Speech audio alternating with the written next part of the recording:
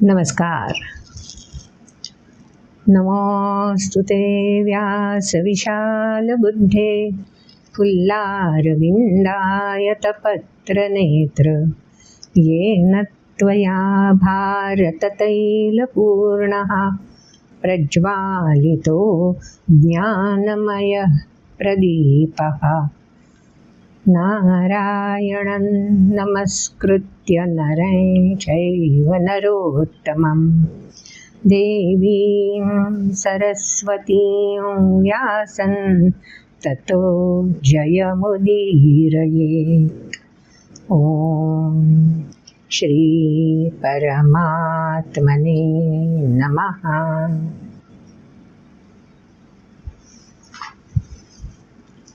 गुणशब्द आपण आधीच्या भागात ऐकला.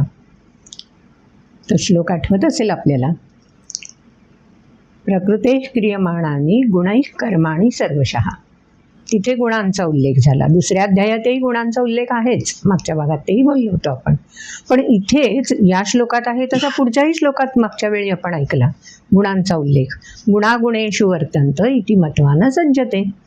आणखीन त्याच्या पुढच्या श्लोकात पण गुणांचा उल्लेख ऐकला. म्हणजे गुण आपल्या जीवनासाठी किती महत्त्वाचा रोल निभावतात ते आपल्याला या श्लोकांमध्ये समजून येत आहे. मग तिसऱ्या श्लोकात पण आपण मागच्या वेळी काय ऐकलं बघा. प्रकृतेर गुणसम्मूढा सज्जन्ते गुणकर्मसु. म्हणजे पाठोपाठच्या 3 श्लोकांमध्ये या गुणांचे वेगवेगळे पैलू आपल्याला भगवंतांनी उलगडून दाखवलेले आहेत. त्याचा थोडाफार मागोवा आपण घेतला मागच्या श्लोकांमध्ये. आणि आता हे गुण जर इतके महत्त्वाचे आपल्या जीवनामध्ये असतील आणि सातत्याने त्या गुणांचा प्रभाव प्रकृती आपल्यापर्यंत आणून पोहोचवत असेल आणि तो प्रभाव कर्मांद्वारे प्रकट होत असेल तर मग आपल्याला आपल्या कर्मांचा सुद्धा साकल्याने विचार करायला हवा ना. मग तो विचार कसा करायचा त्याचंही मार्गदर्शन कोण देणार आपल्याला. आपल्याला म्हणजे अर्थात निमित्त अर्जुनाचं, पण मार्गदर्शन आपल्यासाठी. कारण ज्या फेजमध्ये आपण आहोत ना त्याच फेजमध्ये अर्जुन आहे. अर्जुन काही आता निशंक झाला आहे आणि येस कृष्ण जे सांगेल ते मी ऐकायला तयार आहे वगैरे वगैरे या स्थितीला आलेला नाही आहे. तो पण अजून जागरूकपणे कृष्ण जे काही सांगतोय ते आपल्या विचारांशी आपल्या भावनांशी मेळ राखला जातोय का त्याचा हे ताडून बघतोय, विचार करतोय. आणि म्हणून जसे कृष्णाचे विचार तो ताडून बघतोय, मेळ करतोय, तसं आपणही आपल्या विचारांशी ह्या उपदेशाचा किंवा ह्या मार्गदर्शनाचा मेळ कसा राखू शकतो हे लक्षात घ्यायचं आहे. आणि तसा मेळ राखण्याचा प्रयत्न करणारा हा अनिरुद्ध, त्याचे प्रश्नही मागच्या वेळी आपण ऐकलेत.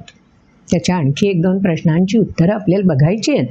आज जे श्लोक आपण ऐकू ना त्या श्लोकांमध्ये अनिरुद्धच्या या प्रश्नांची उत्तरं पण आपोआप आपल्याला गवसणार आहेत. रादर उत्तरं कुठली आपल्याला गवसणार, भगवंतच त्या विषयाने विवेचन करणार आहेत. पण त्याआधी आता आजचे श्लोक ऐकायला हवेत ना. आजच्या श्लोकांचं वैशिष्ट्य असं आहे की आपल्या श्री गुरुकुलम न्यासाला अभिमानास्पद असणारा हा छोटा अबीर, वय तर आपल्याला पाहिल्यावर लक्षात येईलच की अजून 5 वर्षाचं सुद्धा वय पूर्ण केलेलं नाही. आणि तरीही आजीच्या समवेत ते श्लोक मलाही म्हणायचे आहेत असा अट्टहास करून 2-2.5 वर्षाचा असल्यापासून ज्यानं हे श्लोक शिकलेत आणि विशेष म्हणजे 18 अध्याय आता कंठस्थ केले आहेत. मग त्या अबीरचं रिप्रेझेंटेशन व्हायला हवंच ना. मग श्री गुरुकुलम न्यासानी ह्या अबीरकडूनही हे श्लोक म्हणून घेतलेत.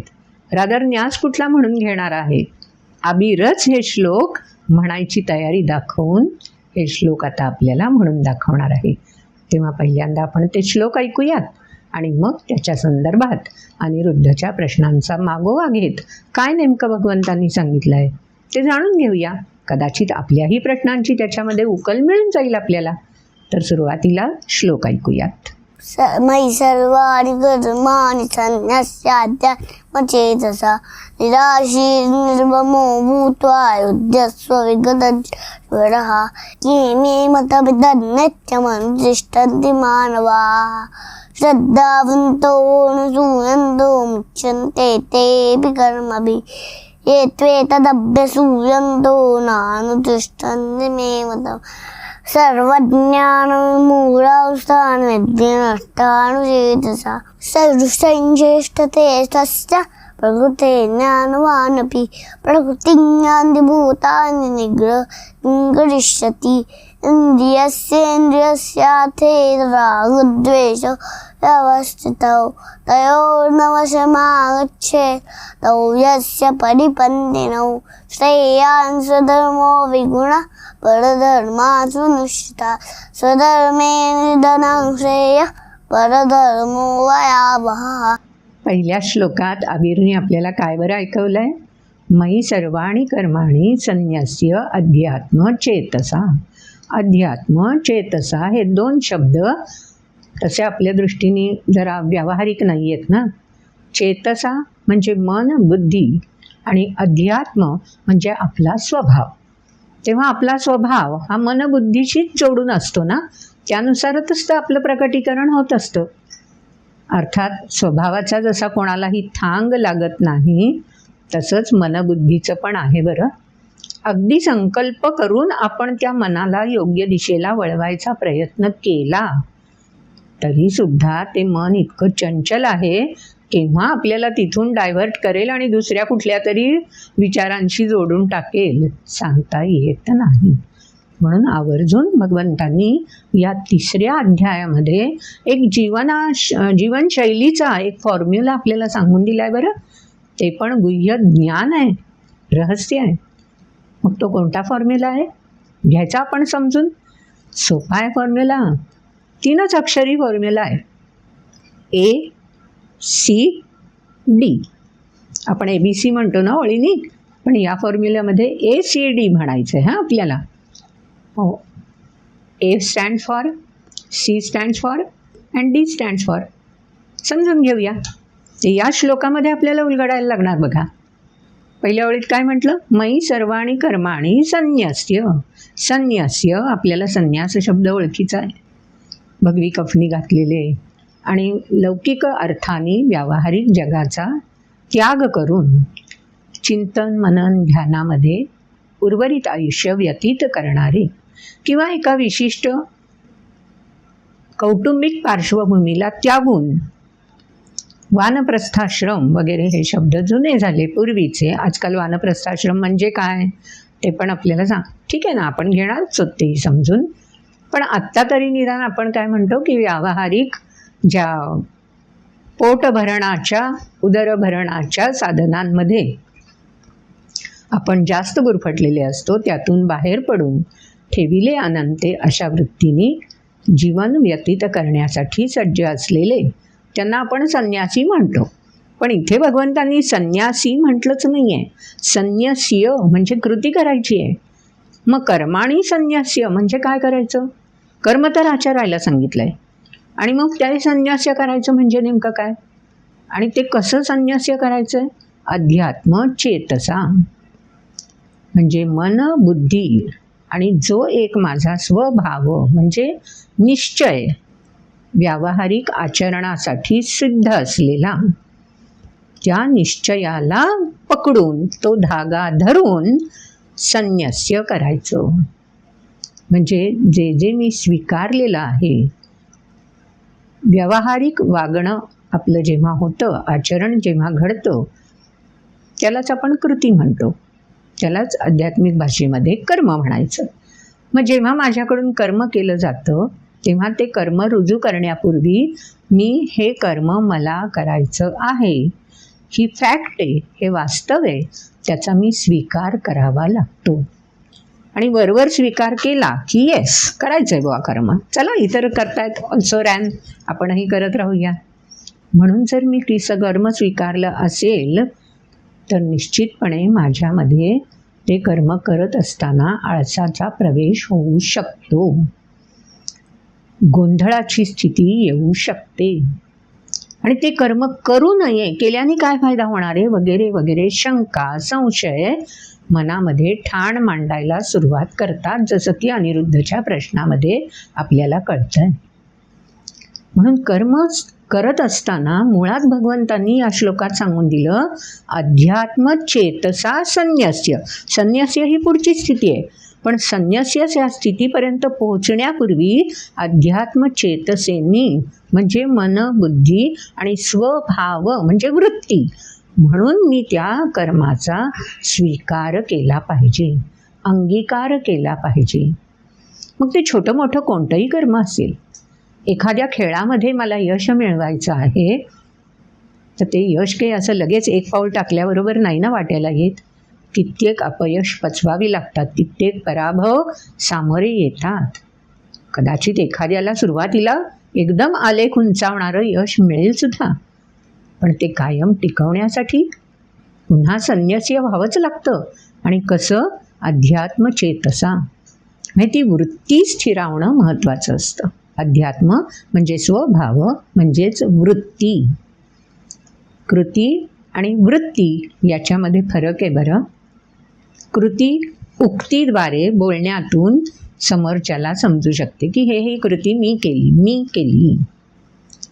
ती जेव्हा वृत्ती बनून जाते ना, त्यावेळेला उक्तीची गरजच पडत नाही. मग आपण जे कर्म करतो ना, ते कर्मच बोलकं ठरायला लागतं. अशी कितीतरी उदाहरणं आपल्या अवतीभोवती असतील. बघा शोध घेऊन की ज्यांचं कर्मच बोलकं झालेलं आहे, त्यांना उक्तीची म्हणजे त्या कर्माविषयी काही बोलण्याची गरजच पडत नाही आहे. मग हे कर्मात वृत्ती प्रकट होणं ज्याला म्हटलं आहे अध्यात्म. आणि ही वृत्ती केव्हा प्रकट व्हायला लागेल? जेव्हा तिथे चेतसा म्हणजे मन आणि बुद्धी स्थिरपणे जोडलेलं राहील, तेव्हाच ती वृत्ती प्रकट होणार ना. म्हणून काय सुंदर भगवंतांनी 2 शब्दात सांगून दिलं, अध्यात्म चेतसा. आणि हे कशाशी जोडून टाकलं? कर्माणी. मग ते कर्म अभ्यासाचं कर्म असेल, आपल्याला जो व्यवसाय करायचा आहे त्याच्याशी निगडीत असेल, मग एखादं गृह कर्म असेल, किंवा अगदी साफसफाईचं कर्म असू शकतं, किंवा सेवेचं कर्म असू शकतं, किंवा उच्चस्तरीय कॉर्पोरेट क्षेत्रामधलं ताणतणावांखाली रुजू करावं लागणारं कर्मसुद्धा यामध्ये समाविष्ट होतं. असे कर्माचे कितीतरी पैलू आहेत ना.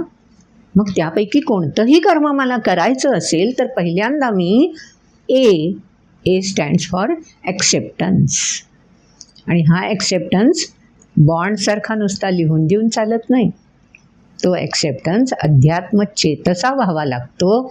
म्हणजे मग ते कर्म करताना मला संन्यासाच्या दिशेने कसा प्रवास करायचा हे मला उलगडायला लागतं.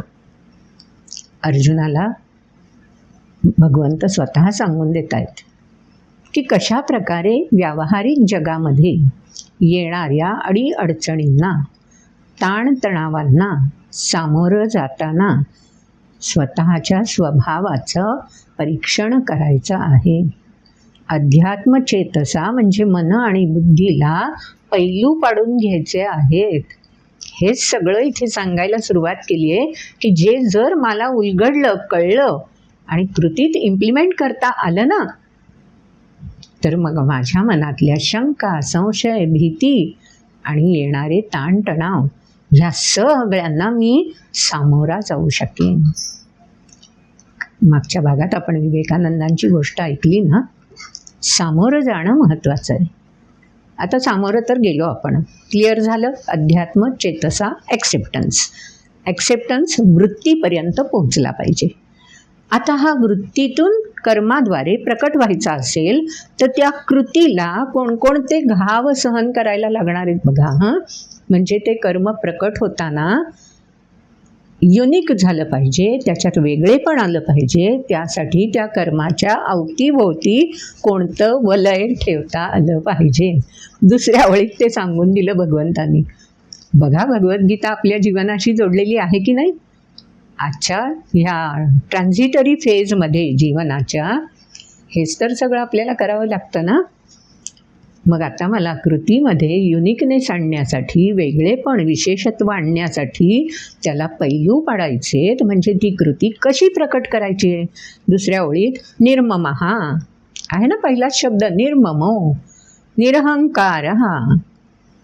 पुढचा शब्द सांगून दिला भूत्वा, म्हणजे पैलू पूर्ण पाडून घेणं, होऊन. काय करायचं? युध्यस्व. आणि शेवटचा शब्द आहे विगतज्वरः. एक एक शब्द जाणून घेऊया, म्हणजे पैलू पडत चालले. आणि याचं चिंतन मनन केलं ना, आणि प्रत्यक्ष आपण करत असलेल्या कृतीशी हे पैलू जोडले ना, की बस युनिकनेस आपली वाटच बघतोय. काय सांगितलंय पहिला शब्द? निर्ममहा. निर म्हणजे दूर सारायचं. काय? मम. आपण मम शब्द सततच उच्चार असतो. माझं, माझं, मी, माझ्यासाठी, मलाच. सगळे शब्द आपले असे भोवताली फेर धरून कृती करताना लक्ष वेधून घेत असतात. ही कृती करणारा मी आहे. ही कृती माझ्यासाठी उत्तम दर्जाची ठरायला हवी आहे. आणखी बरंच काही. मग निर्ममहा व्हायचं म्हणजे या ममपासून दूर होता आलं पाहिजे. निर्जल म्हणजे काय म्हणतो आपण? पाण्यापासून दूर. पाणी नाही अशी स्टेज येणं म्हणजे निर्जल, बरोबर ना? मग निर्जल स्थिती येण्यासाठी जलाचं बाष्पीभवन व्हावं लागतं. म्हणजे जल तप्त करावं लागतं, तेव्हा निर्जल स्थिती येते. नैसर्गिकही दृश्य दिसतं ना आपल्याला. मग निर्मम व्हायचं असेल तर मला सुद्धा घर्षण करावं लागणार. कशाशी? मी, माझं, मला. हे जे चिकटून बसलेले आहेत माझ्या मनबुद्धीला आणि स्वभावाला, त्यांना घासून तासून बाजूला करावं लागणार. म्हणून ह्या ओळीमध्ये शब्दाला युध्यस्व. युद्ध म्हणजे काय? हातात तलवार घ्यायची, गदा घ्यायचे, धनुष्यबाण घ्यायचंय आणि स्टार्ट, लढा, आक्रमण, असं नाही आहे. हे पण युद्धच आहे. आणि हे युद्ध फार महत्त्वाचं आहे, कारण या युद्धामध्ये मला सहकारी कुणीच नाहीत. हे युद्ध समोरच्याला दिसणार पण नाही आहे. दिसणार केव्हा? जेव्हा माझं कर्म युनिक बनून प्रकट होईल, विशेष बनून प्रकट होईल, तेव्हा दिसणार आहे. आशियाई गेम्समध्ये आपला भारत विक्रम स्थापित करतो, पदकं मिळवतो, तेव्हा त्या खेळाडूंनी हा सगळा प्रत्यय घेतलेला असतो. मग त्यांच्या तोंडून मला यश मिळालं असं कधीच नाही ऐकत बघा मुलाखतींमध्ये. हे देशासाठी आहे. याला म्हणायचं युनिकनेस. म्हणून निर्ममचा उलगडा झाला. तो स्वभावापर्यंत रुजला पाहिजे, वृत्तीत स्थिरावला पाहिजे, म्हणून निर्मम झालं. आता दुसरा शब्द आहे पहिला. हा निर्मम दुसरा. पहिला शब्द निराशीही, म्हणजे काय? निराश व्हायचं. अरे यार, निराश कशाला व्हायचंय? कधी आयुष्यात निराशा कधी आपल्याजवळ येतच नाही, जर अध्यात्मचेतसा आणि ॲक्सेप्टन्स हे एकत्र मेळ ठेवला कृती करताना तर. मग निराशी ही म्हणजे काय? आशारहित व्हायचं. ही आशा फार पाश घालते रे आपल्यासमोर. प्रत्येकाला अशी आवळून पकडून घेत जात असते, खेचून. आशा म्हणजेच अपेक्षा, इच्छा, आकांक्षा, की ज्याच्या पाठी आपण वेड्यासारखे धावत सुटतो. हे मिळवलं आहे, हे पण अजून समोर आहे ना, ते प्रलोभन, ते तर वाटच बघतंय. त्याच्या पलीकडे एवढी जणं पोचली आहेत, मग मला तिथपर्यंत गेलंच पाहिजे. ते नाही मी शिखर गाठलं तर. ही आशा. म्हणून काय करायचं आहे? आत्ता मला जर 10 पावलं चालण्याची क्षमता आहे आणि 10 पावलं चालण्याने माझी कृती स्थिरावणार आहे, वृत्ती बनणार आहे, तर ठीक आहे ना, मी 10 पावलंच बघेन ना. तिथे लक्ष्मण रेषा. सीतेसाठी लक्ष्मण रेषा आपल्याला शब्द तर माहितीच आहे, ओळखीचा आहे. पण ही लक्ष्मण रेषा अशी प्रत्येक वेळी आपण आपल्यासाठीच घ्यायची असते. मनाचं लक्ष निर्धारित करायचं आणि ती लक्ष्मण रेषा आपणच बनवायची. मग निराशी ही म्हणजे आशा अशी खेचत नेईल, तिला थोपवण्याची ती रेषा आपणच आखायची आहे. निराशी ही म्हणजे कळलं, निर्ममहा म्हणजे कळलं. आता पुढचा शब्द युध्यस्व, तोही आपण आत्ताच समजून घेतला. आता विगतज्वर हा, हे सगळे क्रायटेरिया आहेत हां, हे सगळे नॉर्म्स आहेत. कशाचे? संन्यास्यकडे जाण्यासाठी आधीचे हे नॉर्म्स. विगतज्वर हा, ज्वर म्हणजे हां ओळखीचा शब्द आहे ना, ताप. हा ताप म्हणजे फक्त आपण गळ्याला हात लावून बघतो, पोटाला हात लावून बघतो, शारीरिक ताप नाही नुसता. हा ताप म्हणजे संताप, देह मनबुद्धीला वेढून राहणारा, त्याला म्हणायचं ज्वर. मग जेव्हा असा हा ताप, ज्वर देह मनबुद्धीला कवटाळून येईल, राहील, त्यावेळी स्वाभाविकपणे आपण जखडले जाणार ना. एक बंधन आशेचं, दुसरं बंधन मी माझंचं म्हणून निरहंकार, तिसरं बंधन आत्ता बोललो ते संताप, देह मनबुद्धीला वेटाळून राहिलेला ताप. ताप म्हणजे त्या दिशेने सातत्याने ओढलं जाणं. जेव्हा एखादी वस्तू आपण ओढतो तेव्हा काय होतं, त्या वस्तूमध्ये ताण निर्माण होतो. ज्वर म्हणजे असा ताण. मग विगत, तणावापासून ताणापासून विगत व्हायचं, अलग व्हायचं. सोपं नाहीच आहे ना. म्हणून तर ह्या सगळ्यामध्ये शब्द घालून टाकला युध्यस्व. भगवंत करून सगळं आपल्याकडून घेणार बरं का. ते फक्त म्हणणार, हे बघ हे असं असं ही वाट चालत गेलास ना की बस जिंकलासच. काय जिंकलास? संन्यास्य. संन्यास्य म्हणजे तृप्तता, आत्मसंतुष्टता, मेंटल सॅटिस्फॅक्शन. अस्वस्थता संपली. ताणतणाव असूनही जाणीवेत उरलेच नाहीत. असणारच आहेत हो, ताणतणाव का नसणार, आणि ते आहेत म्हणून तर प्रगती होते ना. पण ते ताणतणाव असणं आणि प्रगतीच्या दिशेने झेपावताना ते जिरवणं, यालाच म्हणायचं ॲक्सेप्टन्स. आणि पुढचा सी म्हणजे कंटिन्युएशन. वृत्ती बनण्यासाठी कंटिन्युएशन गरजेचं आहे, सातत्य गरजेचं आहे. मी एका कृतीच्या वेळी स्वीकार करेन सुद्धा. नुकताच मी छान काय म्हणूया पंपिंग झालेलं आहे, ऐकलं आहे छान, एकदम मला असं फ्रेश वाटायला लागतं, मी पॉवरफुल झालो आहे असं वाटायला लागतं. आणि आपण त्या कृतीच्या वेळी येस ॲक्सेप्ट. पण जसं जसं नवीन नवीन आव्हानं समोर येतील तसं तसं पुन्हा ते ताणतणाव ताबा घेतात, पुन्हा आशा, पुन्हा निराशा, हे सगळं वेढून टपून बसलेले असतात हो. सोपं नाही आहे त्यांचा विळखा दूर करणं. म्हणून ॲक्सेप्टन्स बरोबर कंटिन्युएशन पण जोडून ठेवायला हवं.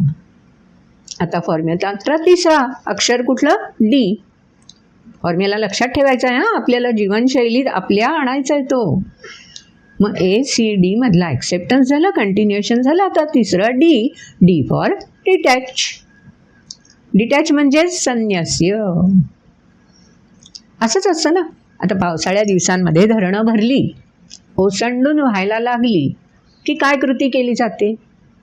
धरणाचे दरवाजे उघडले जातात. काय खाटकन एकदम पूर्ण दरवाजा उघडतात? नाही ना. किती उघडावा कोण ठरवतं? ACD. बरोबर. तसं आपण सुद्धा कृतीद्वारे प्रकट होताना या तिन्हीचं संतुलन साधायला हवं. आणि या तिन्हीचं संतुलन साधणं म्हणजे संन्यास्य. मग ती वृत्ती स्थिरावली. दुसऱ्या अध्यायात जो स्थितप्रज्ञा शब्द वापरलाय ना, तो हळूहळू असा आपल्याला भिडायला लागतो, मग तो भेटतो, मग तो भिनतो.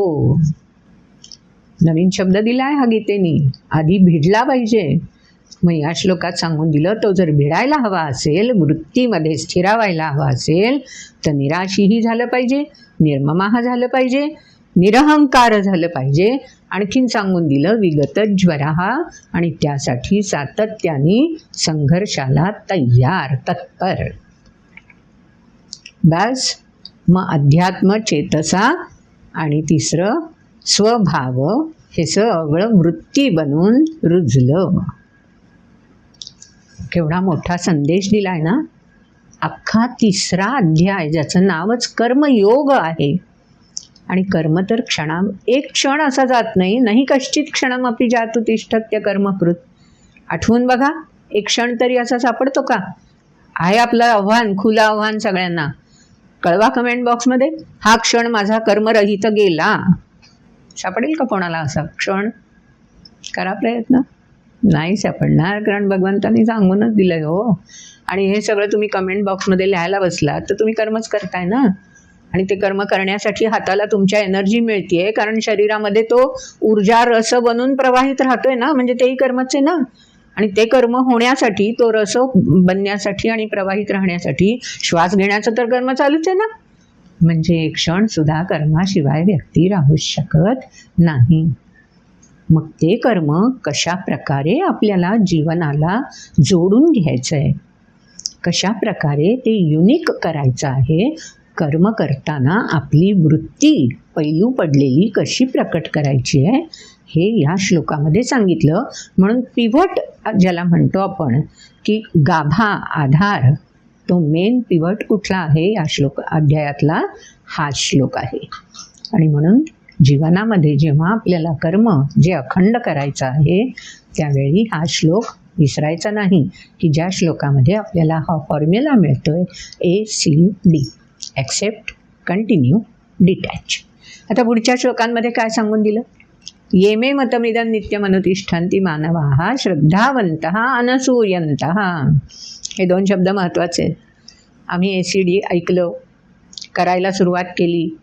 काही काळपर्यंत पॉवर जी काय म्हणूया कल्टिव्हेट झालेली आहे माझ्यामध्ये, ती स्थिर आहे तोपर्यंत येस, हे अगदी बरोबर भगवंतांनी सांगितलं आहे. अपील होतं आपल्याला, आपण त्या वाट चालत राहतो.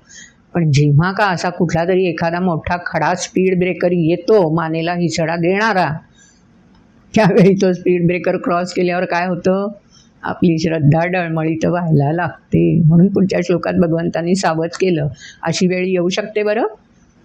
किती काळ कृती केल्यावर अशी वेळ येईल ते पण नाही सांगता येत. कदाचित पहिलाच युनिक कृतीच्या संदर्भामध्येच अशी ठेच लागू शकते, केव्हाही येऊ शकतं. म्हणून श्रद्धावंत असणं गरजेचं आहे. दृढता पाहिजे, की एकदा हे विचार माझ्या सामोरे आलेत ना, आणि जर ते अनुभवानी भगवंतांनी अर्जुनाला अशा स्थितीतून बाहेर काढण्यासाठी मानलेले आहेत, तर मला सुद्धा त्या स्थितीतून, कन्फ्युजन स्टेटमधून जर मला बाहेर यायचं आहे, तर ह्या विचारांप्रती मलाही दृढ राहिलं पाहिजे. मलाही श्रद्धावंत असलं पाहिजे. आणि नुसतं श्रद्धावंत नाही आहे, आपली श्रद्धा डळमळीत का होते? कारण आपलं लक्ष इतरांकडे जातं. त्यांना कसं हे काही नाही वाटेत, स्पीड ब्रेकर अडथळे येत, त्यांना कसे असे झटके घ्यावे नाही लागत, त्यांना कसं कधी नामहरम व्हायची वेळ येत नाही. इकडे आपण डायव्हर्ट झालो की आमची श्रद्धा डळमळीत झाली. म्हणून दुसरा शब्द पण सांगून दिला, अनसूयन्तः. नकोच ना, इतरांची वाटचाल त्यांच्या पेसनी त्यांना करत राहू दे ना. मी जर एकदा हे स्वीकारलं, ही लक्ष्मण रेषा आहे, माझ्या कृतीला युनिककडे घेऊन जायचं आहे, तर मेहनत मलाच करायची आहे ना. मग तौलनिक अभ्यास हवाच कशाला, द्वंद्व हवंच कशाला, no conflict, not at all. म्हणजे मग टेन्शन्स आपोआप रिलीज होतात. म्हणून अनसूयन्तः, श्रद्धावन्तः अनसूयन्तः. मग काय होतं? मुच्यन्ते तेऽपि कर्मभिः.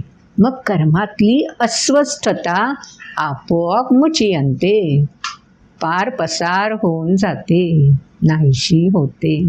अनुभव घेऊन बघितल्याशिवाय कसं कळणार? भगवंतांनी अनुभवाने सांगितलं आहे. श्रीकृष्णांचं चरित्र त्यासाठी अभ्यासायला हवं बरं.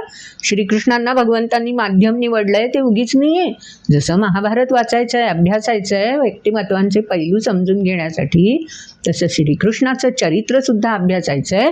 कारण त्यांच्या जीवनानुभव हे सगळे याच मार्गावरचे आहेत. पुढच्या श्लोकात सांगून दिलं की एतद अभ्यसूयन्तः, जे विश्वास ठेवणारच नाही आहेत. मुळातच संशय, कशावरून, कुणी पाहिलंय, नाही हो, हे असलं काही खरं नसतं. मुळात मी देवच मानत नाही हो, कसला कृष्णन कुठलं काय, आणि असं कोण भगवंतन कुठली ऊर्जान कुठलं काय मान्यच करायला मी तयार नसेन. माझा विश्वास जर नाही हे सामोरं येईल ना, ते चिखलात पडा, हे करा, त्याशिवाय काही नाही, अनुभवाशिवाय काही नसतं, असं कोण गुरु बिरू काही नाही आहे असं म्हणणारी सुद्धा असू शकतात ना. अभ्यासूयंतः न अनुतिष्ठन्ति मे मतम. नाही हे मान्य करत, ACD फॉर्म्युला नाही स्वीकारायला तयार होत, हरकत नाही आहे ना. त्यांनी काय फरक पडतो? पुढच्या वेळी सांगून दिलं, सर्व ज्ञान विमूढांस्तान विद्धी नष्टान अचेतसः. मग त्यांची वृत्ती कृती करताना विशेषत्वाने कशी प्रकट होऊ शकणार? कारण अचेतसः, ते मनबुद्धीशी जोडलेलेच राहत नाहीत, ते फक्त नाकारण्यासाठीच जोडलेले असतात. अहो हे सगळं झूट आहे हो, हे काही खरं, असं पण असू शकते ना. ते त्या ओळीत सांगून दिलं. मग त्यांना काय म्हटलंय भगवंतांनी? विशेषण वापरलंय, सर्व ज्ञान विमूढ. ज्ञान संपन्न होणं सोपी गोष्ट नाही आहे. पुढे पुढे आपण श्लोक समजून घेऊ, तेव्हा लक्षात येईलच. पण ज्ञानाच्या दिशेने मी प्रवास पण नाही करणार आहे असं कुठे असतंच का? जे मी अनुभवतोय, मी अनुभव घेणार तेच खरं. अमुचा प्याला विषाचा डोळे मिटून प्यायाचा, पिता बुडाशी गाळ दिसे, त्या अनुभव हे नाव असे. अमुचा प्याला दुःखाचा डोळे मिटून प्यायाचा. डोळे मिटून म्हणजे मी इतरांचे अनुभव नाहीच विचारात घेणार असं जर एखाद्या व्यक्तीने ठरवलं तर पिता बुडाशी गाळ दिसे, विष प्यायला लागणार, आणि तरीही शिल्लक गरगट खाली उरणारच आहे. आणि मग तो गाळ जेव्हा दिसेल तेव्हा लक्षात येईल, अरे अनुभव, त्या वाटचालीवर मला घेऊन जाणारे अनेक जण तयार होते, पण मी ते ॲक्सेप्ट नाही केलं, म्हणून मला असं विष पचवावं लागलं. मग कशाला त्या वाटेने जायचं? आपण नाही होऊया अभ्यासूयंत, आपण श्रद्धावंत होऊया. पुढच्या श्लोकात ते सांगून दिलंय की मग असं श्रद्धावंत न होणं का बरं कोणाला वाटत असेल? का होत असतील ते असे अभ्यासूयंत?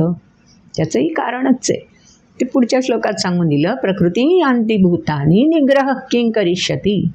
आयदर ऑर, कोणताही निग्रह करणं सोपी गोष्ट नाही, आणि त्या निग्रहाप्रती चिकटून राहणं यासाठी प्रकृतीची साथ असावी लागते. प्रकृतीची म्हणजे पुढच्या श्लोकात सांगून दिलं, इंद्रियस्येंद्रियस्यार्थे रागद्वेषौ व्यवस्थितौ. इथे राग म्हणजे क्रोध संताप वगैरे नाही बरं का. राग म्हणजे आसक्ती, आणि द्वेष म्हणजे मत्सर नाही. द्वेष म्हणजे द्वंद्व, की जे आसक्तीमुळे उत्पन्न होतं. हे आसक्ती आणि द्वंद्व हे दोन्हीही कुठे लपून बसलेले असतात, जे आपल्याला कधी श्रद्धावंत बनवतात, कधी अभ्यासूयंतकडे घेऊन जातात, कधी ताणाखाली इतके ढकलून देतात, तर कधी रिलॅक्स वाटतं. पण आलटून पालटून असे जर आपण त्या चेंडूसारखे टप्पे खात असलो तर संतुष्टता कशी भेटेल बरं? मग हे आसक्ती आणि द्वंद्व ही कुठे लपून बसली असतात, ती जागा जर आपल्याला समजली ना, तर आपण तिथून हुडकून काढून त्यांना हाकलून देऊ शकतो की नाही. म्हणून ते भगवंतांनी सांगून दिलं, इंद्रियस्य अर्थे. अर्थ म्हणजे ही इंद्रिय जे बाहेरून सगळा स्वीकार करतात ना, एखादं दृश्य असेल, एखादं कानांना गोड लागणारं विषय असेल, एखादं जिभेला आनंद देणारा चव असेल, एखादी श्वासाला सुगंधित करून मोहून घेणारी वस्तू असेल, एखादी मुलायम स्पर्श आपल्याला वेधून घेऊन तिकडे वळवणारा असू शकतो, तेव्हा ही ज्ञानेंद्रिय त्यांच्या अर्थाशी म्हणजे त्यांच्या विषयांशी अशा प्रकारे आपल्याला खेचून घेतात, आणि मग ही सगळी द्वंद्व आणि आसक्ती आपल्याच कर्मेंद्रियांमध्ये रुजून बसते, आणि मग ती कर्मेंद्रिय तशा पद्धतीने आपल्याला कृती करायला प्रवृत्त करतात. म्हणून ज्ञानेंद्रिय अर्थ ग्रहण करतात, विषय ग्रहण करतात, आणि मग ती मनामध्ये रुजले की ते मन कर्मेंद्रियांना बुद्धीकडे न जाता परस्पर चलो आगे बढो असं म्हणून या कर्मेंद्रियांना कृतीकडे झोकून देतात. म्हणून काय केलं पाहिजे? पुढच्या ओळीत सांगून दिलं, तयोहो न वशम आगच्छेत तौ ही अस्य परिपंथिनो. परिपंथिनो म्हणजे शत्रू आहेत. जागरूक केलंय, सावध केलंय. जसं पैलू पाडण्यासाठी भगवंतांनी आपल्याला प्रेरित केलं ना, वृत्ती स्थिर होण्यासाठी सांगून दिला ना मार्ग, तसंच त्या मार्गावर चालताना दक्ष राहणं, सावध राहणं, जागरूक असणं गरजेचं आहे ना. ते सुद्धा भगवंतांनी सांगून दिलं की या मार्गावरचे शत्रू कोण आहेत, त्यांच्या वश आधीन न हो. सध्या खूप अशी प्रलोभनं आहेत ना, तरुण वयामध्ये भुलवणारी अनेक प्रलोभनं.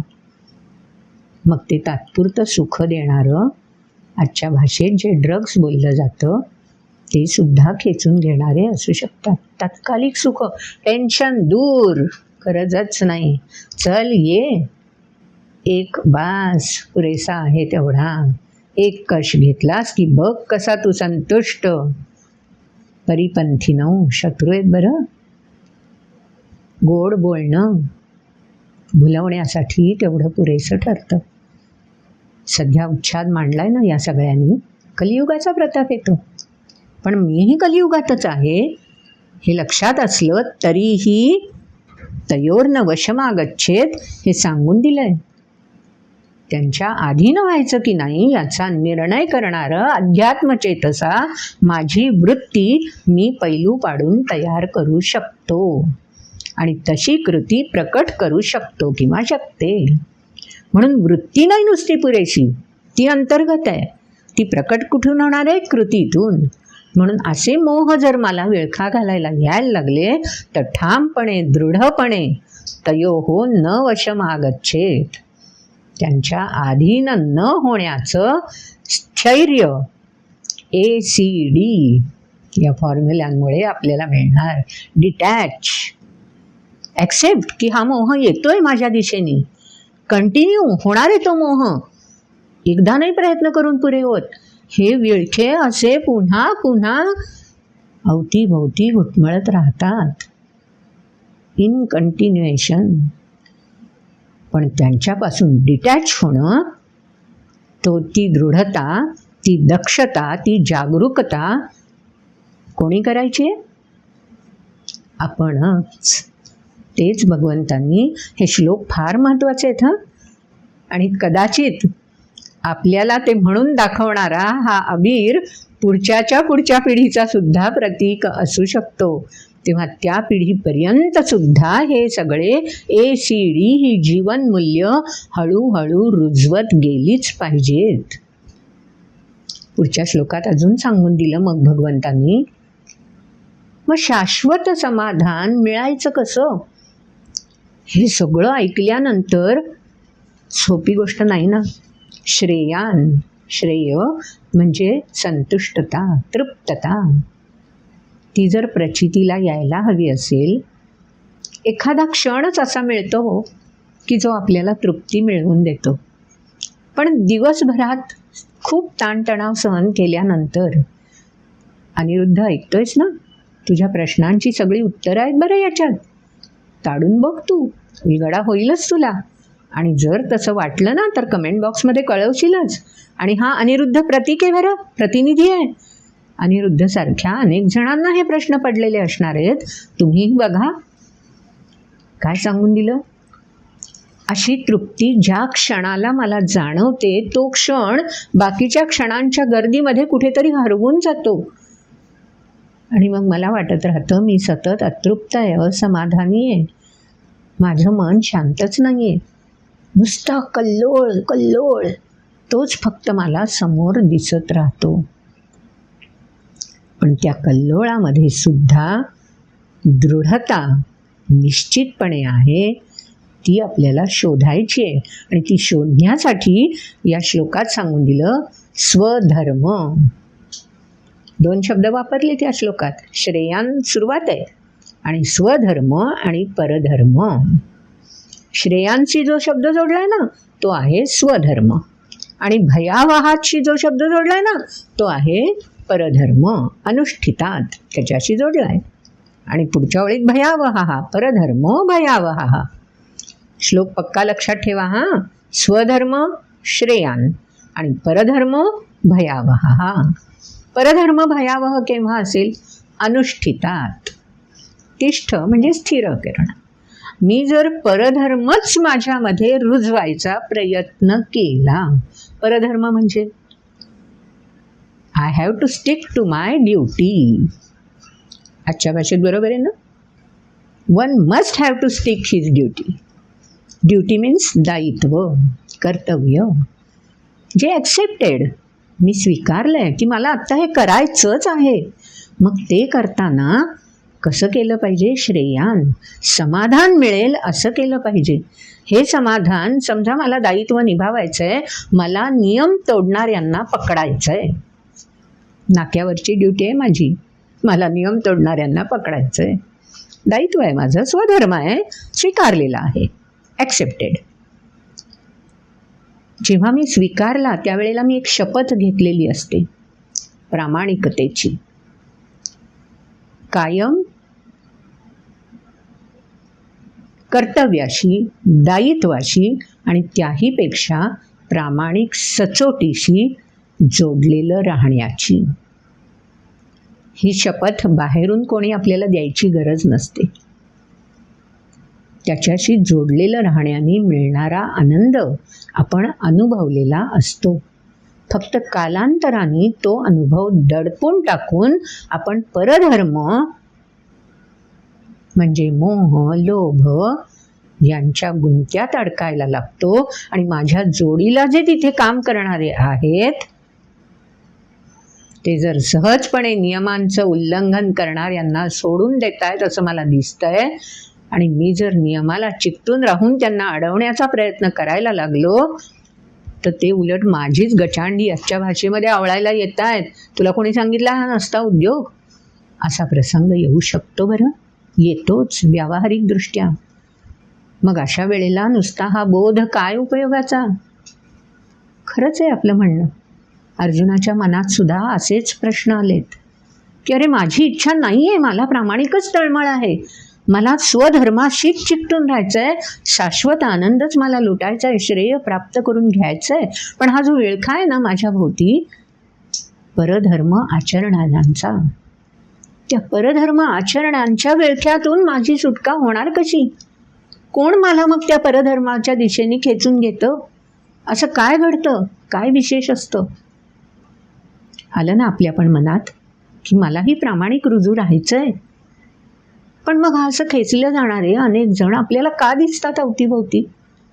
का ती मांदियाळी मोठी दिसते आणि प्रामाणिक करणाऱ्यांचा आवाज कुठेच का नाही स्पष्टपणे दिसत? हेच प्रश्न अर्जुनाला पडले. पुढच्या श्लोकांमध्ये हे प्रश्न अर्जुनाने निर्भीडपणे कृष्णासमोर, म्हणजे कृष्ण हे माध्यम, भगवंतांसमोर थेट मांडलेत. हे मांडण्याचं सुद्धा धाडस असावं लागतं. आणि ते धाडस केव्हा येतं? जर मला असा अवतीभोवती विळखा भिडला असेल तर. अर्जुनाला आत्ता स्वजनांचा असाच विळखा भिडलाय ना की जे परधर्म श्रेष्ठ मानतायत आणि श्रेय विसरून गेलेत, अशांचा विळखा अर्जुनाच्या भोवती आहे. आणि म्हणून स्वाभाविक अर्जुन तुमचा आमचाच प्रतिनिधी बनलाय. मग आता ऐकूयात अर्जुनाने काय प्रश्न विचारलाय आणि त्याच्यासाठी म्हणून भगवंतांनी काय सांगितलंय. आपल्याला ते कळलं तर हा जो विळखा आहे त्यातून मुक्त होण्याचा काही मार्ग दिसतोय का बघूया शोधून. आधी श्लोक ऐकूया पुढचे. ऐकूयात तर मग श्लोक. अर्जुन उवाच अथ केन प्रयुक्तोऽयं पापञ्चरति पूरुषः अनिच्छन्नपि वार्ष्णेयबलादिव नियोजितः. श्रीभगवानुवाच काम एष क्रोध एष रजो गुणसमुद्भवः महाशनो महापाप्मा विद्येनमिह वैरिणम् धूमेनाव्रियते वह्निर्यथादर्शो मलेन च यथोल्बेनावृतो गर्भस्तथा तेनेदमावृतम् आवृताय ज्ञानमेतेन ज्ञानिनो नित्यवैरिणा कामरूपेण कौन्तेय दुष्पूरेणानलेन च इंद्रियाणि मनोबुद्धिरस्याधिष्ठानमुच्यते एतैर्विमोहयत्येष ज्ञानमावृत्य देहिनं तस्मात् त्वमिन्द्रियाण्यादौ नियम्य भरतर्षभ पाप्मानं प्रजहिह्येनैज्ञानविज्ञाननाशनम् इंद्रियाणि पराण्याहुरिन्द्रियेभ्यः परं मनः मनसस्तु परा बुद्धिर्यो बुद्धेः परतस्तु सः एवं बुद्धेः परं बुद्ध्वा संस्तभ्यात्मानमात्मना जहि शत्रुं महाबाहो कामरूपं दुरासदम् ॐ तत्सदिति श्रीमद्भगवद्गीतासु उपनिषत्सु ब्रह्मविद्यायां योगशास्त्रे श्रीकृष्णार्जुनसंवादे कर्मयोगो नाम तृतीयोऽध्यायः। अर्जुनाने या श्लोकामध्ये वार्ष्णेय म्हटलंय बरं का. वृष्णी कुळातला तो कृष्ण. अजून अर्जुन कृष्णच समजतोय, आपला सखा समजतोय आणि प्रश्न विचारतोय. म्हणून अर्जुनाने प्रश्न विचारला की अरे बाबा, ह्या परधर्माकडे जाऊ नये हे मला कळत असतं रे, पण इच्छा का होते, तिकडे मी खेचला जातो कसा? असा प्रश्न अर्जुनाने आत्ता जो श्लोक ऐकला ना पहिला, त्या श्लोकामध्ये अनिच्छन्नपि वार्ष्णेय बलातीव नियोजितः, कोणी योजना करतं? का मला बळजबरीने तिकडे जावंसं वाटायला लागतं? आपल्यालाही तसाच प्रश्न पडतो ना. आता बघूया त्या प्रश्नाचं उत्तर काय दिलंय. श्री भगवान उवाच, सांगून दिलं भगवंतांनी उत्तर. प्रश्न आला की लगेच त्याचं सोल्युशन भगवंतांनी सांगून दिलं. काम एष क्रोध एष रजोगुण समुद्भवा. भगवंतांचा पहिला श्लोक आत्ता ऐकलात ना. काम म्हणजे कामना, इच्छा, आकांक्षा की ज्या आपल्याला खेचून नेतात आणि त्याच्या जोडीला त्या इच्छा पूर्ण होतच आहेत तोपर्यंत आनंदी आनंद, तृप्तता अनुभवता येते सुद्धा. आणि मग त्या इच्छा पूर्ण नाही होतेत असं कळायला लागलं की क्रोध उसळून उफाळतो. आणि मग तो क्रोध एकदा ताबा घ्यायला लागला की आपण कशा प्रकारची कृती करतोय त्याचं भान व्यक्तीला उरत नाही. मग हे काम आणि क्रोध वेळखा घालायला बाहेरून येतात का? ह्या इच्छा अपेक्षा बाहेरून कोणी इंड्यूस करतं आपल्यामध्ये? भगवंतांनी त्याचं उत्तर देऊन टाकलंय. रजोगुण समुद्भवा. गुणशब्द आपण म्हटला ना मागच्या वेळेला, 3 श्लोकांमध्ये पाठोपाठ गुणशब्द आलाय. त्यातला हा एक गुण आहे रजोगुण. हे गुण इतके महत्त्वाचे आहेत की पुढे आपल्याला गीतेमध्ये अख्खा एक अध्याय या गुणांच्या संदर्भात अभ्यासायचा आहे. इथे मात्र रजोगुणाचा उल्लेख केला आहे, तेवढाच आपण लक्षात घेऊया. ह्या रजोगुणांची फलित निष्पत्ती काय आहे? काम आणि क्रोध. मग हा रजोगुण आहे कुठे? प्रत्येक कृती करणाऱ्याशी हा रजोगुण जोडलेला असतो. कृती करताना रादर हा रजोगुणच आपल्याला कृती करायला प्रवृत्त करतो. आणि म्हणून मग स्वाभाविक आहे, रजोगुणाने कृती करायला प्रवृत्त केलं की पाठोपाठ त्याचाच दुसरा पैलू असलेले काम आणि क्रोध तेही त्याच्याबरोबर येणारच ना. असं नाही ना होऊ शकत की मला पदार्थातलं फक्त गोडच वेगळं काढायचं आहे. नाही ना, त्या गोडी ज्याच्यात मिसळलेली आहे त्याचा पण मला स्वीकार करावा लागणारच आहे ना. तसं ह्या रजोगुणाकडून काम आणि क्रोध हे आपोआप येतात आणि कृतीला पण आपण प्रेरित होतोच. मग अजून पुढे काय सांगून दिलंय की हा रजोगुण दडून बसतो तरी कुठे? तो जर बाहेरून इंड्यूस होत नाही तर प्रत्येकामध्ये, अगदी छोट्या बालकापासून प्रत्येकामध्ये शेवटचा क्षण माहिती नाही कधी येणार आहे, पण तिथपर्यंत हा रजोगुण आपली साथ संगत करतो, कृती करायला आपल्याला प्रवृत्त ठेवतो. मग कृती म्हणजे काही वेळेला शेवटच्या क्षणी माणसाची हालचाल सुद्धा होत नसते, पण श्वास चालू आहे ना, म्हणजे कृती चालू आहे. मग तो प्रभाव कशाचा आहे? रजोगुणाचाच. म्हणजे हा रजोगुण आरंभीच्या क्षणापासून शेवटच्या क्षणापर्यंत तुमच्या आमच्या देहामध्ये योग सामावलेला असतो आणि त्यामुळे स्वाभाविकच त्याच्यापासून उत्पन्न होणारे काम आणि क्रोध हे सुद्धा सामावलेले आहेतच. मग हे या देहामध्ये थारा कुठे मिळवतात सांगून दिले बघा. आत्ता श्लोक ऐकला. इंद्रियाणि मनो बुद्धिरस्याधिष्ठानमुच्यते एतैर्विमोहयत्येष ज्ञानमावृत्य देहिनम्. दडून बसले ते कुठे? इंद्रिय, मन, बुद्धी बरोबर ताबा घेतात. नेमणूक मला कुठे हवी, त्यासाठी काय काय करावं लागतं. सहजासहजी नाही ना होत. पण मी जर प्रामाणिकपणाने माझं काम रुजू करत असेन तर दखल घ्यावीच लागते आणि जिथे गरज आहे तिथे बरोबर आपली नियुक्ती करावीच लागते. पण त्यासाठी श्रद्धावंत हवं, अनसूयंत हवं, निर्मम हवं, निराशीही हवं. आलं ना पुन्हा ACD. अशी इंद्रिय मन बुद्धीमध्ये हा रजोगुण दबा धरून बसलेला असतो. म्हणून एतैहि विमोह इति एष. त्यांच्यापासून दूर राहिलं पाहिजे. मग दूर राहणार कसं हो? इंद्रिय आपली, मन आपलं, बुद्धी आपली ना. म्हणून या इंद्रियांना ॲक्सेप्ट, कंटिन्यू, डिटॅच फॉर्म्युला पक्का त्यांच्यामध्ये रुजवून टाकायचा. त्याचं कव्हर अस्तर घालून टाकायचं. कोणाला? इंद्रिय मन बुद्धीला.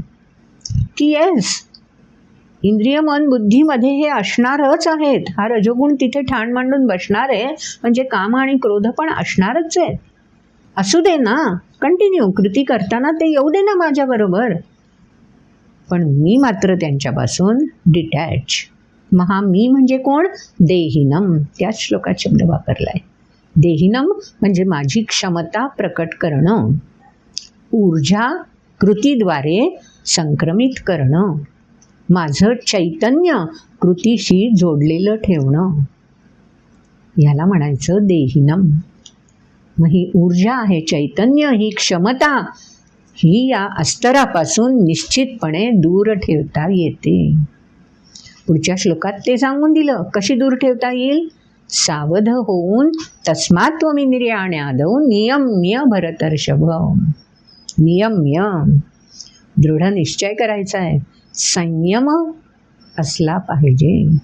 संयमित होऊन कृती करताना येणार ना ते, पाठपुरावा करत येणारच तेच काम क्रोध. ते वाटच बघणार आहेत ना, ते बोट पकडायला येणार. पण नियम्य, मी त्यांना माझ्यासोबत घेणार नाही. असे अनेक मित्र आपले डबा धरून बसलेले असतात. अरे चल रे, जाऊ रे, कशाला उठतोय, 7च्या दिवस करू आराम, आलंच. मग तो श्लोक माहिती आहे आपल्या सगळ्यांना? नसेल माहिती तर लक्षात ठेवा. हां, अलसस्य कुतो विद्या. विद्या कशी प्राप्त व्हायची? आळस तर वेढायला ह्या रजोगुणामुळे बसणारच ना. मग अलसस्य कुतो विद्या. मला जर विद्या मिळवायची असेल तर आळसाला दूर झटकलंच पाहिजे. आणि विद्या म्हणजे काय? अनुभव संपन्नता. आणि ही अनुभव संपन्नता रुजली की ते बनतं ज्ञान. म्हणजे विद्या हा पहिला टप्पा, तिथून अनुभव आणि अनुभवाकडून अनुभूती, प्रचिती, ती कृतीद्वारे प्रकट होणार म्हणजे वृत्ती. असा हा सुंदर प्रवास आहे ना. मग त्यासाठी मला आधी काय केलं पाहिजे? आळस झटकला पाहिजे. तो झटकायचा म्हणजे काय केलं पाहिजे? मला ACD फॉर्म्युला अंमलात आणला पाहिजे. आळसापासून डिटॅच. कारण आळस येतो कुठून? बाहेरून नाही. आळस आपल्यातच असतो, बाहेर काही नसतं. पण बाहेरची प्रलोभनं आपल्या चित्तामध्ये, मनामध्ये प्रवेश करतात. काम क्रोध. आणि त्यांनी प्रवेश केला की हा जो आतमध्येच डबा धरून बसलेला आळस आहे तो फोफावतो, त्याला पोषण मिळतं. आणि मग एकदा आळसाला पोषण मिळालं की अलसस्य कुतो विद्या. पुढचा त्या श्लोकातला शब्द आहे अविद्यस्य कुतः धनम. धन म्हणजे काय? फक्त छान छनाछन छान अर्थ का? पैसा का? नाही. धन किती प्रकारचं आहे. जाणीवा समृद्ध होणं हे सुद्धा धन आहे. प्रगल्भ होता येणं हे सुद्धा धन आहे. समाधान प्राप्त होणं हे सुद्धा धन आहे. संतुष्टता गवसणं हे सुद्धा धन आहे. मग आधी विद्या हवी, मग धन. मग पुढचा श्लोकातला भाग, अधनस्य कुतो मित्र. मित्र म्हणजे सखा, सहचर, सोबती, सांगाती. बाहेरचे लौकिक अर्थाचे सांगाती सोबती असतील किंवा नसतील, पण माझ्या विचारांची साथ संगत तर मला अखंड मिळू शकणार आहे ना. मग जे मला या काम क्रोध रजोगुणाच्या प्रभावापासून दूर राखतील अशा विचारांची संगती मला प्राप्त होईल. किंवा जर मी विद्यावान होईन, जर मी धनवान होईन, तर मला मित्र पण मिळतील. आणि पुढे सांगून दिलं, अमित्रस्य कुतः सुखम. जर मला मित्र नाही मिळाले तर कुतः सुखम, समाधान कुठून मिळणार, आनंद कुठून प्राप्त होणार, तृप्ती कशी गवसणार. म्हणून सुरुवात कुठे आहे? अलसस्य कुतो विद्या. म्हणून झटकून टाक जीवा दुबळेपणा मनाचा. ऐकलं असेल गाणं. आळस कोणाला वेढतो? ज्याच्याकडे दुबळेपणा येतो. दुबळेपणा कोणाकडे येतो? ज्याच्याकडे नियम्य नसतं, दृढता नसते. म्हणून स्वाभाविक आहे, दृढता आली की दुबळेपणा पळाला. दुबळेपणा पळाला की संयम आला. संयम आला की आपोआप पुढचा टप्पा सुरू झाला. आणि म्हणून टप्पे सांगून दिले की तस्मात् त्वम् इंद्रियाणी आदौ का म्हटलंय? कारण क्रम आहे. पहिलं नियम्य संयमित कोणाला करायचं? ज्यांच्याद्वारे कृती प्रकट होते त्या इंद्रियांना. म्हणून इंद्रियाणी पराणी, श्रेष्ठ. पराणी म्हणजे श्रेष्ठ. इंद्रिय श्रेष्ठ आहेत. कोणती? ज्ञानेंद्रिय पण आणि कर्मेंद्रिय पण. त्यांच्यापेक्षा श्रेष्ठ कोण आहे? मन. श्लोक ऐकला आत्ता आपण. त्यांच्यापेक्षा श्रेष्ठ मन आहे. परम मनः. मनसस्तु पराबुद्धी. मनाच्या वन स्टेप अहेड श्रेष्ठतेच्या दिशेने बुद्धी आहे. कारण दृढता बुद्धीमध्ये असते. मन चंचल आहे ना, भावनांच्या कल्लोळात ते डुबून जातं. मग दृढता हरवून जाते. म्हणून ते मन जे आहे ना, ते इंद्रियांपेक्षा बलवत्तर आहे. हे ध्यानात घ्यायचं. पण ते कशासाठी ध्यानात आहे? इंद्रिय एक वेळ आपण संयम्य करू शकू. मन संयमित करणं कठीण आहे. म्हणून दृढता बुद्धीची त्या मनाकडे पकडून ठेवायला द्यायची. कारण मनस असतो पराबुद्धी. आणि मग यो बुद्धे परत असतो सहा. या बुद्धीपेक्षा सुद्धा आत्मविश्वास, आत्मवान महत्त्वाचा आहे. ही दृढता. मी करू शकतो. मी इंद्रियांचं नियमन करू शकतो. मला सांगा, हे हिमालय चढणारे किंवा अगदी आपल्याला सगळ्यांना माहिती असलेली उदाहरणं की ज्यांना शारीरिक अपंगत्व आलेलं आहे, त्या अपंगत्वावर मात करतात. म्हणजे काय करतात हो? इंद्रिय आणि पराणी. इंद्रिय श्रेष्ठ आहेत पण त्यांची इंद्रिय दुखावलेली असतात. त्याच्यापेक्षा मन श्रेष्ठ आहे. मग ते मनाने इंद्रियांचं दुखणं दूर सारायला प्रयत्नशील व्हायला लागतात. मनासस्तु पराबुद्धी. मग ते दृढ होतात की नाही, मन एखाद वेळेस तरी ते दुखणं व्यक्त करेल, हलकल्लोल माजवेल. कशाला त्या इंद्रियांचं दुखणं आवेगाने दूर सारायचं आहे असं मन म्हणू शकतं. पण दृढ बुद्धीला, त्या मनाला कंट्रोल करता येऊ शकतं. आणि ते का करता येतं? कारण बुद्धीला जोडलेला जो आहे तो सहा म्हणजे स्वतःवरचा विश्वास. आत्मवान त्याला म्हणायचं सहा. माझ्यातल्या क्षमतेवरचा विश्वास. म्हणून शेवटच्या श्लोकात सांगून दिला आत्ता ऐकलेल्या, संस्तभ्य आत्मानं आत्मना. बस सगळ्याचं फलित डिटॅच होऊन जा. काय कर? डिटॅच होऊन जायचं. पण कशापासून? ऑलरेडी काहीतरी आहे तिथून डिटॅच व्हायचं आहे ना. मग ते काहीतरी काय ठेवायचं? संस्तभ्य, ते स्थिर ठेवायचं. आणि मग तिथून डिटॅच व्हायचं. आत्मानं आत्मना. मी कर्तव्याप्रती, स्वधर्माप्रती दृढ आहे. हेच फक्त संस्तभ्य, स्थिर करून ठेवायचं. आत्मना त्याची क्षमता, त्या दृढ राहण्याची ताकद, ऊर्जा माझ्याजवळ आहे. याच्याच प्रती फक्त दृढ राहायचं, त्याच विचारांचा स्वीकार ठेवायचा. अन्य सगळं जे कल्लोळ माजवणारं आहे, अशांत करणारं आहे, भयग्रस्त करणारं आहे, शंका उत्पन्न करणारं आहे, संशयामध्ये बुडवून टाकणारं आहे, त्या सगळ्यांपासून डिटॅच आणि फक्त आत्मानं आत्मना संस्तभ्य. आणि मग ह्या सगळ्यांना डिटॅच करायचं म्हणजे काय करायचं? शेवटच्या वेळी सांगून दिलं, जही शत्रुम महाबाहो कामरूपन दुरासदम. कठीण आहे हो ह्या सगळ्यांना डिटॅच करायचं आपल्यापासून. ती जळू पाहिली असेल तुम्ही कधी? ती जळू काय करते? रक्त शोषून घेते. ती जळू बाजूला काढायची म्हटलं ना तर सहजासहजी निघत नाही. बरं, काही गरज नाही आहे प्रत्यय घेण्याची, पण असाही एक जीव आहे या चराचर सृष्टीमध्ये की जो रक्त शोषून घेतो. तसं तुमच्या आमच्यातलं दृढतेला शोषून घेणारं हे जे कामरूपी जळू आहे ना, जही, तिला ठार मारून टाकायचं, ठेचून टाकायचं. कसं ठेचायचं? त्यासाठी दृढतेने ॲक्सेप्टेड जे कर्म आहे त्यात कंटिन्यू राहायचं. ACD राहील ना लक्षात? तर असा हा कर्मयोग आपल्याला भगवंतांनी मांडून दिला आहे. पुन्हा पुन्हा याच्यावर आपणच चिंतन करायला हवं. जेव्हा जेव्हा अशा आडवाटा आपल्याला सामोऱ्या येतील तेव्हा तेव्हा त्यातून बाहेर पडण्यासाठी पुन्हा पुन्हा हे लक्षात घ्यायला हवं. ऐकत राहालच आपण. आपल्याला जर व्हिडिओ आवडला असेल तर सबस्क्राईब करा. हां, नुसता लाईक नको, सबस्क्राईब करा.